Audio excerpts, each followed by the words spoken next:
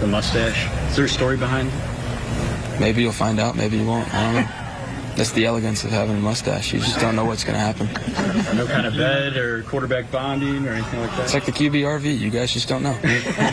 Appearing in any films in the future, right? You would like that, wouldn't you? Baker. The standalone mustache is a bold look in 2019. I mean, maybe like in the Dan Pastorini era, there were a lot of quarterbacks rocking the mustache, but I can't. I mean, Aaron Rodgers pulled it off. Remember, he spent about a season trying to pull that off? but that was for him, wasn't it? It started with the no-shave November. And he kept it. And he kept it going. Yeah. Baker's just, I think he's just trying to get through training camp. it's just a little distraction. Just trying to get through training camp. I got a month. I got to be here. Some of my answers are just so I can make it through. Is that what inspired your mustache back in the day, see? Dunk contest era Chris Carter, mustachioed Chris Carter? No, I mean, I think at some point you like to know you can grow a mustache. You know what I'm saying? And then, it was time to get rid of it. Once you proved it to yourself and to the public, How big of a bet would you have to lose to just go stash only, Nick? I'll go stash only tomorrow. No problem, Jenna. For real? What? We'll see. Tune in then. Time now for stories to start your morning, Baker. What the? Football starts tonight. Broncos, Falcons facing off in the Hall of Fame game. Joe Flacco won't play, but we'll get our first look at Denver's second-round quarterback selection, Drew Lock. See, what are you looking for? Make sure guys don't get hurt. Yeah. Denver, and they got to change this, get this franchise turned around.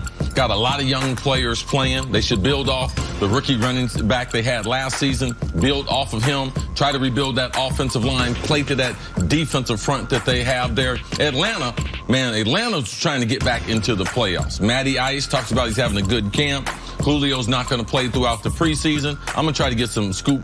So, Julio, where's that number going to land? 22 million? 21 million? What's that extension looking like? Chris will be out there in Canton tonight. You mentioned for the Broncos, the story for their season is not Joe Flacco, nor is it Drew Lock. It's about those two rookie running backs, Philip Lindsay and Royce Freeman. Can they build on what they did last year? And Von Miller's in his walk year. Von Miller, what can he do for that defense? They're going to have to be a defensive-oriented team. By the way, we're going to find out none of that tonight because it's the first of 5 preseason games. NFL.com released its list of the top 100 players in the league, and two-time reigning Defensive Player of the Year Aaron Donald was ranked number 1. So you think the players got this right? Aaron Donald, man, he generates the type of respect that only a few players that I've seen in the last 40 years. He's earned it. I mean, he is unbelievable against the run, against the pass, great working in the locker room, a great teammate, a workout warrior. Jenna, he's like he never got drafted. He's like my former teammate Johnny Randall, who wasn't drafted at all, but that intensity that they bring, I'm glad that the NFL are rewarding Aaron Donald because he's a special player. And it should be noted that this is a list voted on by players, so it shows the respect that he's earned. Over the last decade, we've had 2 guys top this list that are non-glamour positions. J.J. Watt, who did it as a 3-4 defensive end, a place that's very hard to get huge sack numbers, and Aaron Donald playing mostly defensive tackle. But those are 2... I don't think it's stretch at all to say all-time great defensive players. Donald, I got no problem with this part of the list. I can guarantee if the media is doing this list, those guys never are. But good football players know a great football player when they see one. All right, sticking with the list, Drew Brees was ranked 2nd overall. The next quarterback, Patrick Mahomes, at 4. Mahomes beat out Brees for the MVP last season, keep in mind. Nick, you want to weigh in on this? Yeah, I mean, they just got this flatly wrong. There's nothing wrong. There's nothing against Drew Brees, but if it's based on last season, obviously Mahomes was better last season. You can't even add, well, Brees was better in the playoffs. He wasn't. They went to the same round of the playoffs. Mahomes was better. I love Drew Brees. He was excellent last year. Obviously, Patrick Mahomes should have been the first offensive player ranked in this list. It's not obvious. Well, I mean, it was. We talked about it. The segment before, we're like, oh, Aaron Donald, the players know what they're talking about. Yeah. Now, all of a sudden, the rest of the list, the players don't know what they're talking I thought they did a pretty good list. They just got this one wrong. If you look at week number 1 through 13, Drew Brees, you can make a case, and the players did, that he was the better quarterback. And also, if the players looked at the personnel, who's got better personnel? Man, Mahomes has way better personnel than Drew Brees. Well, then Drew Brees did more with less. That's why they have him ahead of Patty Mahomes. But what do I know? Yesterday, you and I both said we thought Mahomes would be the top quarterback. But he wasn't. I'm justifying their answer, Nick. Yeah, they got the wrong answer. They got the wrong answer. Yeah, I'm the guy that played. You're the guy that said the guys who are playing don't know what they're talking about. But they got the wrong answer. That's okay. They're allowed to get it. Well, including Brees What kind of jacket Mahomes. you got on today? A plaid? Pretty nice one. It's not a Hall of Fame jacket. What? It's a Hall of Fame ranking jacket, though, by the way. I'm an expert ranker. Made by Buster Brown.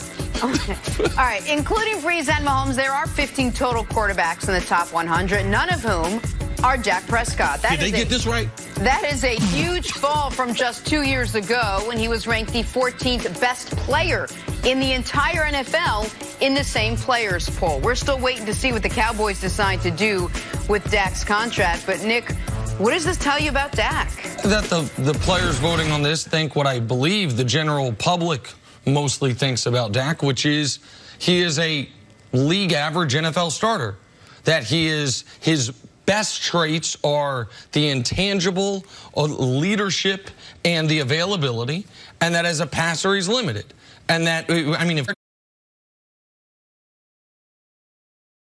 to find a quarterback that was on this top 100 of those 15 quarterbacks that you can make a compelling case Dak should be ahead of, that Dak should replace. I know some people are down on Kirk Cousins, so some people would say Kirk because he's not great in big games, but Kirk's overall numbers are so far and away greater than Dak Prescott's, and his body of work is far greater, even if Kirk hasn't done in the playoffs the way Dak has. Maybe you can wiggle yourself into an argument. He shouldn't be out of the top 15. He should be 15th. But that's as high as it gets. There's no one else on this list, and it speaks to the depth of talent at the position. As we've been talking about all offseason, the old guys aren't retiring. The young guys are really good quick, and the veterans like Rodgers and Wilson and Luck are right in the apex prime of their career. So you all of a sudden have a glut of really good quarterbacks. It's great for the fans. It's not great for Dak's where he falls in the ranking. I don't think we're that far removed from an era of football where Dak would have been in the argument to be a top 10 quarterback. But that's not the era we're in right now. So in this regard, I think it's pretty obvious that these 15 guys, player for player, are better than Dak, and you'd feel more comfortable with them being your quarterback going into this season. So why is it then the Cowboys are going to pay Dak Prescott as if he's one of the top 4 quarterbacks, 3 quarterbacks? Players who voted on this aren't seen. Yeah, I remember late in my career, Jerry Rice, at that time, he was the highest paid, and he got a new deal that broke the record for wide receivers. And Michael Irvin got a deal right after that. And then I went to my general manager and was like, I want that same kind of deal. And he's like, you're not Jerry Rice. You know, we don't consider, we consider Jerry Rice to be the premier, not only. Yeah, we look at you and Mike, man, you guys are about the same. I said, well, we'll call up Mike. I had Mike's number. He called him on the phone. Went, hey, it's the playmaker. I'm not available right now. I said, what did it say? He said, he's not available right now. I said, okay. I'm your answer, bro. All right, he's not available. I'm all you have. And the Cowboys, this is their answer. And he's as good as what we see on tape. It's not like, oh, you know, they're holding him back. No. In his first year, he had a phenomenal year. And the players gave him credit for that. But in the 2 years after that, he has not been in the top 100. We are in a unique situation in pro football where we have 4 guys in their late 30s to 40s that are playing phenomenal football still at a high level. So the first 4 to 10 spots, they're gone.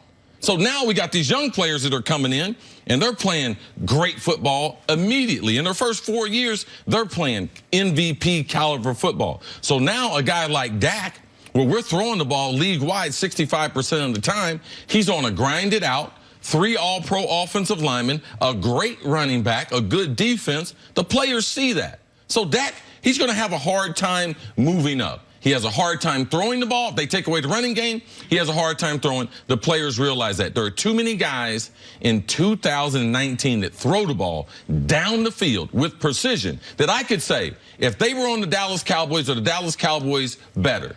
And you'd be like, yes. To me, what Dak Prescott needs to do is go back, get this contract, and go back to being a true dual threat quarterback, where I will run the ball and I will throw it, because I don't think he's going to be an elite thrower, ever. ever. But his athleticism, the combination, that's how Dallas can win. And that's how they can up their red zone percentage in scoring, because they're awful. But that would make him different. That'd make him better than there's no one that's a dual threat right now with balance. So that could be that. Well, and you mentioned the red zone, because that is what, to me, really damaged their offense last year, being 26th in the NFL in red zone percentage, scoring touchdowns on just 51% of their trips there. Warren Sharp pointed this out yesterday. I thought it was a really good point. Dak's success rate when running in the red zone was one of the very best in football. He just didn't do it very often. The Cowboys didn't utilize that element of his game as often as they should have. Zeke, as great as he is, his success rate was below average running in the red zone, not because Zeke's not great, but because everyone knew that's what they were going to do. They were loading up. They had those heavy fronts to where he had no holes to run through. So that is a way to get the most out of Dak Prescott. But the Cowboys have a tendency to wait on these deals, meaning into the offseason. And if they are going to re-sign Dak, I think they're going to regret letting Carson Wentz re-sign first. Just like they might regret with Amari Cooper, letting Michael Thomas re-sign first. Because all of a sudden, the new standard is set in a different way, which ups the price just a few million here and a few million there, and that adds up. All right, let's move on and talk about some Cleveland Brown action, where the hype and the expectations are sky high after Baker Mayfield's terrific rookie year. Even higher after Odell Beckham Jr. was added to the mix this offseason. But hype will only take you so far. Now they've got to actually go play a few games to see how it all comes together off paper. So how's that chemistry working between Baker and Odell? We'll let the quarterback tell you. It's coming along great, as expected. Once you verbalize what we need to accomplish, then you get out there and I'm able to kind of put it anywhere with him. So it's coming along great. I think there's an appreciation from my end that, he's able to come communicate and talk through things. And it's just having that open relationship. Obviously, there's a chain of command. What Freddie says goes. But just being able to talk through things and see it from their perspective or mine is really good. CC, for the most part, these two just started working together. Odell wasn't there. I don't think Jarvis was there either, but Odell wasn't there during OTAs and minicamp. So what is that learning curve like? What is the timing when you talk about chemistry with a wide receiver? All right, and just like you and I talked this morning, because he wasn't there, people didn't make a big deal about it, but it slows down the communication. I mean, because Odell's getting a new playbook, even though he's familiar with the wide receiver coach, familiar with Jarvis. They're doing different things in Cleveland. Baker, his ball you have to adjust to. I worked out with Eli Manning. I worked out with Eli Manning and Peyton Manning down at their passing camp. My son was in the passing camp. I had just retired. I was still in great shape, and they were going through an NFL workout. They had a bunch of quarterbacks down there throwing. They needed some wide receivers. So I know Eli. I know the kind of ball he throws. And Eli, surprisingly, has a stronger arm than people give him credit for. He has a stronger arm than Peyton. But he does not have the arm that Baker Mayfield. Baker Mayfield is an exceptional thrower of the football. Long, short. Before the game I did last year with him, I went on the field, caught passes with him because I wanted to see, I wanted to feel it. He throws a tight spiral. That's why I thought he could be successful, even though he's not the prototype height in Cleveland with that bad weather. He has a big enough hand. He's got a great grip on the ball, but man, he can flat out just throw it. And when you're not there for the mini camps, now all the practice become really important. Some of those things we could have worked out in April and May, we have to force to work them out now in July because we weren't there. And this will build. They will get to the game and get some game experience, and the relationship will build. Once they get to the playoffs and the intensity, primetime games, then it will build. This is not a finished product. This is going to take years and years and years to be able to get the type of chemistry that we've seen with some of the people like A.B., Ben Roethlisberger, Julio and Matty Ice. It takes time. Michael Thomas and Drew Brees. It takes time, but they're off to a great start. When you have talent, which they do, throwing talent and wide receiver talent. One thing that Baker said that I thought was phenomenal, and they have unbelievable talent at Oklahoma when he was there. Offensive line ranked the best offensive line, and he's got a bunch of skilled guys that will be sprinkled around the NFL. OBJ does things I'd never seen before. And when you have that in a wide receiver, as a quarterback, you start making compromises like, oh, okay, I don't have to be perfect. So your confidence goes up because you see the talent, not only his catching ability, his route running, and his ability to escape from the top of the route and expand and get away from people. That's one of the things that makes OBJ special. Well, that also should definitely not shortcut, but ease this transition, because Baker is the most talented at the moment thrower of the football Odell's ever played with, high school, college, pro. And Odell is obviously the most talented receiver Baker's ever played with, high school, college, pro. And so in that regard, there is an element of, okay, our communication's not flawless, right, and our timing and our chemistry is not yet where we want it to be. Okay. But we are both having the luxury of playing with the best guy we've ever played with. But there is an element, when you talked about Eli's got a stronger arm than people give him credit for, but not the arm Baker has. I remember last year when they were switching from Tyrod, who, whatever you think of Tyrod, he obviously doesn't have the strongest arm in the league, to Baker, and what Jarvis said. And Jarvis talked about in practice, the ball catching up to him, getting up on him quicker than he thought, having to adjust it. For Odell, what are the things he can do to adjust to the velocity of the ball, the way the ball looks, reading the football coming out of Baker's hands? All you can do is just get the reps. Until you see it, until you see the ball traveling, until you actually live it out, you're not going to appreciate the type of speed. But it's a matter of getting the reps, and after practice, getting on the same page. It's having a handful of routes after practice. We're going to throw those. One thing, too, that neither one of them has dealt with, OBJ has never had a quarterback as outspoken as Baker. So when he decides to go on and have one of his Baker's going to say something to him. How they react to that becomes very important. And Baker has never had a wide receiver who acts the way that Odell acts. So there's going to be some learning there, because there's a difference of when we have a meeting and I say, oh, that route sucked, compared to we get in the game, you're in Pittsburgh, and you run a bad route, and he's like, that route sucks. Because the intensity to it, we have to allow this to play out. Game experience is the only thing that will get them ready. You can only do so much in practice, but the time that they missed, it slows down their learning curve. I think it's so important. We always talk chemistry. We talk on-the-field chemistry and timing and routes and all of it. But I think getting to know each other's personality is also a big part of making things work. Yeah, like you realize Nick's a jerk now, so it doesn't get you up there. So I'm like one step ahead of other people who don't realize it. It's like another day. Yeah, I'm a bad guy. That's the story on me. Coming up, is it starting to look like Ezekiel Elliott won't play a game for the Cowboys this season? Talking about that on First Things First.